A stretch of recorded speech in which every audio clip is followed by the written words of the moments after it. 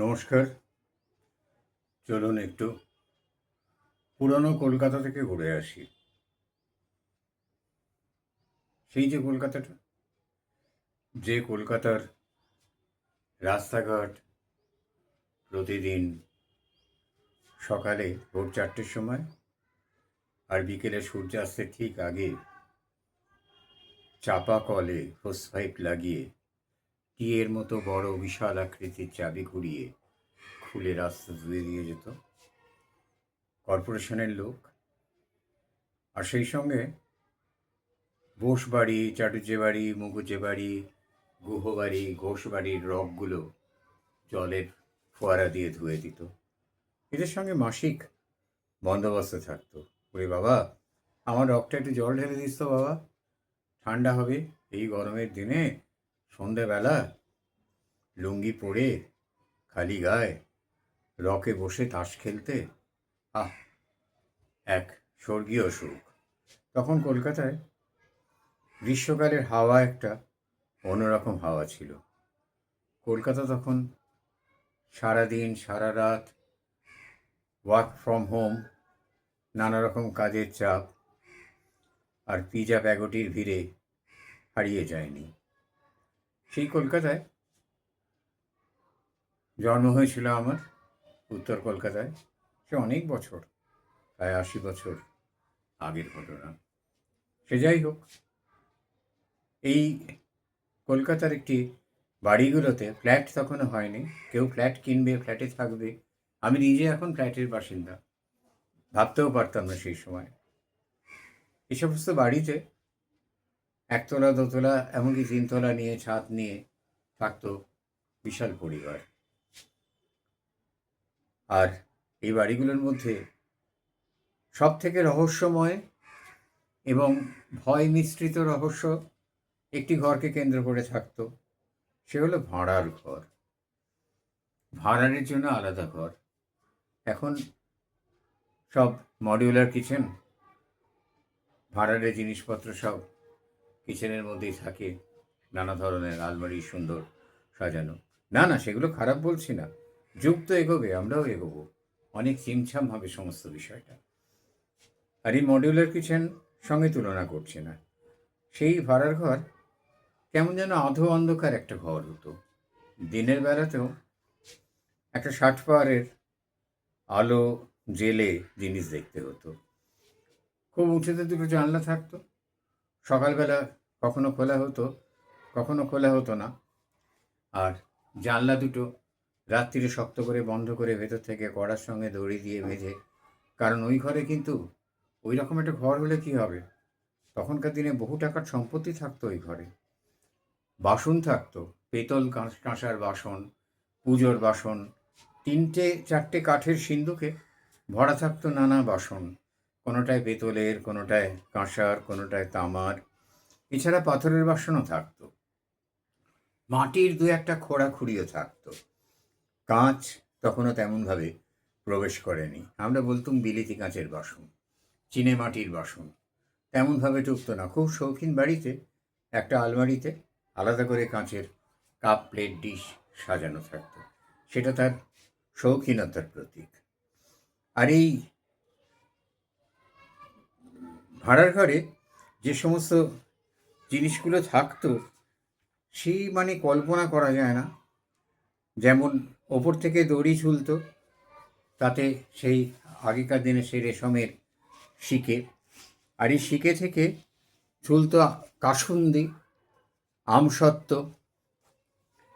আমচুর, আমশি আর অসংখ্য বড়ি।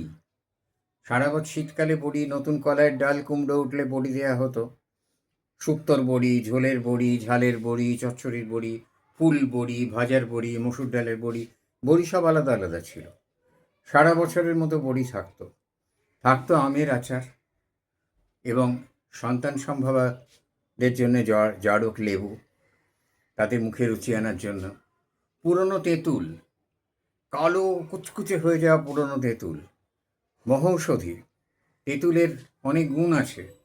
কেউ আয়ুর্বেদে বলা হয়েছে প্রাণদায়িনী যমদূতিকা, প্রাণদান করে। আবার জমের দুধের মতো সাংঘাতিক। আর কি থাকতো জানেন? আর থাকতো হরিণের শিং। কোথাও হঠাৎ খোঁচা লেগে কেটে গেলে শিলে ঘষে লাগিয়ে দিলে মানুষ সেই শিঙের ক্ষত সেরে যেত। থাকতো কণ্টিকারী শেকড়। এই কণ্টিকারী শিকড় বসন্তকালে রাতভর জলে ভিজিয়ে ভোরবেলা বেটে ঠাকুমা, দিদিমা, পিসিমারা বড়ি দিয়ে রাখতেন, ছোট ছোট বড়ি, ট্যাবলেটের মতো শুকিয়ে রাখা হতো, বহুদিন থাকতো। আর সেই বড়ি বসন্তকালে খেতে হতো সব বাড়ির বাচ্চাদের। বড়রাও খেতেন, তাই বাচ্চাদের কম্পালসারি। খেলে হাম, বসন্ত এইসব নাকি হতো না।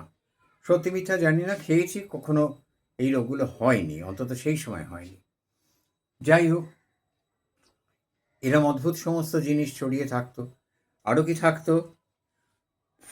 এছাড়া মাখা আমলকি, কোটা হর্তুকি, ফালা কাটা সুপুরি, নারকোলের খণ্ড, কুমড়োর খণ্ড, কবিরাজি মশলা, কড়ি, সমুদ্রের ফেনা, হরিণের শিং, বাঘের নখ, কুমিরের দাঁত, সজারুর কাঁটা, শেকড় বাকড়, হাজার একটা জিনিস থাকতো।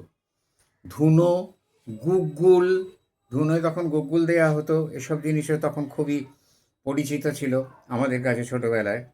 এছাড়া থাকতো সোনার উপর কুচি, কোনো কাজে লাগতো, বা কারুর শ্রাদ্ধ ইত্যাদি কাজে এসে কেউ পাড়ায় চাইলে দিতে পারলে গিন্নিরা কৃতার্থ হয়ে যেতেন। এই রকম অসংখ্য ধরনের জিনিস থাকতো ওই ভাঁড়ার ঘরের অন্ধকার কোণটাতে। সলতে পাকানো থাকতো, কেনা সলতে, ছি ছি ছি ছি ছি ছি, কেউ দেয় নাকি? তবে হ্যাঁ, পুরীর থেকে সলতে আসতো, তাতে অসুবিধা নেই। পুরীর থেকে আসতো গজা, পুকড়ি, এরকম নানা ধরনের খাদ্য, সেগুলো, আচার, কুলের আচার, সব কিছু সাজানো থাকতো এই ভাঁড়ার ঘরে। আর থাকতো ভাঁড়ার ঘরে বাসি কাপড় পরে ঢোকার নিয়ম ছিল না, সব জিনিস অতি শুদ্ধাচারে রাখতে হতো।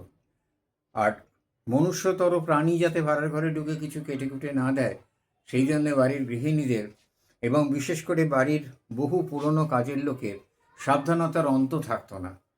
থাকতো হরিদ্বার থেকে আনা, থাকতো বিভিন্ন তীর্থক্ষেত্র থেকে আনা ক্ষেত্তুরে বাটি, বড় বড় কাঁসার বাটি, সেটা সেই ক্ষেত্রের শ্রীক্ষেত্র নাম লেখা ক্ষেত্তুরে বাটি, চন্দন কাঠ, রক্তচন্দনের কাঠ, দু একটা রুদ্রাক্ষ, রুদ্রাক্ষের মালা, শঙ্খ, আর ঢাকাই জ্বালা ভর্তি গঙ্গা জল। গঙ্গা জল তলায় সমস্ত গঙ্গামাটি সব কিছু থিতিয়ে কাঁচের মতো টলটল করতো, সারা বছরেই লাগতো। বছরের কোনো একটা বিশেষ দিনে সেই গঙ্গা জল বদলে নতুন গঙ্গা জল এনে ঢেকে রাখা হতো। এই ছিল সেদিনের ভাঁড়ার ঘর। ভাঁড়ার ঘর ছিল গৃহিণীদের সাম্রাজ্য। কখনো কোনো পুরুষ বা অর্বাচীন শিশু সেই ভাঁড়ার ঘরে ঢুকেছে বলে শুনিনি, দেখিও নি কখনো। ঢুকলে বাড়ির গৃহিণীরা বাড়ি মাথায় করতেন শুধুমাত্র চিৎকার করে। সুরের রাজ্যে সাতটা বই সুর নেই, স্বরের রাজ্যে এরকম কোনো বাধ্যবাধকতা নেই, যত উচ্চগ্রামে ওঠা যায় ততই ভালো। এই ভাড়ার ঘর একটা পুরনো দিনের স্মৃতি, আর অসংখ্য, প্রায় মিউজিয়াম বলা যেতে পারে। নারকোল কুড়ুনির যে কত রকম ধরন হতে পারে, সেটা তিনটে বাড়ি ঘুরলে বোঝা যেত। কোনো নারকোল কুড়ুনির সঙ্গে কাঠের বাটির মতো লাগানো, কোনো নারকোল কুড়ুনি সাধারণ, কোনো নারকোল কুড়ুনি নিজে পুঁঠি আছে, এই রকম অসংখ্য জিনিস। পুরনো ঘি বহরের ননি তাকে বলে। পুরনো ঘি নানা রকম ফোঁড়া টোড়া অনেক কিছুতে মহৌষধির কাজ করে। পুরনো ঘি থাকতো আলাদা জারে করে থাকতো বিভিন্ন তীর্থ থেকে সংগৃহীত চরণামৃত। নষ্ট হতো না কিন্তু, আশ্চর্য ব্যাপার। শুকিয়ে রাখা আমলা। ভাঁড়ার ঘর একটা মানে সমস্ত কিছু খুঁজে পাওয়ার জায়গা। ভাঁড়ার ঘর থেকে এটা ওটা সেটা দরকার মতো পাড়ার লোকেরাও চাইতে আসতো। এটা হঠাৎ প্রয়োজন পড়েছে, তাদের বাড়িতে নেই, দিতে হবে তাদের। সঙ্গে সঙ্গে মনেও থাকতো বাড়ির কর্ত্রীদের, সঙ্গে সঙ্গে বার করে দিতেন। সে এক মজার জগৎ। তেমন ভাঁড়ার ঘর আজ আর হয়তো নেই, হয়তো দু একটি বাড়িতে এখনো আছে। কিন্তু সে যাই হোক, এগিয়ে তো যেতেই হবে। স্মৃতি নির্ভর করে সামান্য বইয়ের সাহায্য নিয়ে একটা ভাড়ার ঘরের বর্ণনা দিলাম, আপনারা শুনলেন। এক রহস্যময় জগৎ ছিল। নমস্কার।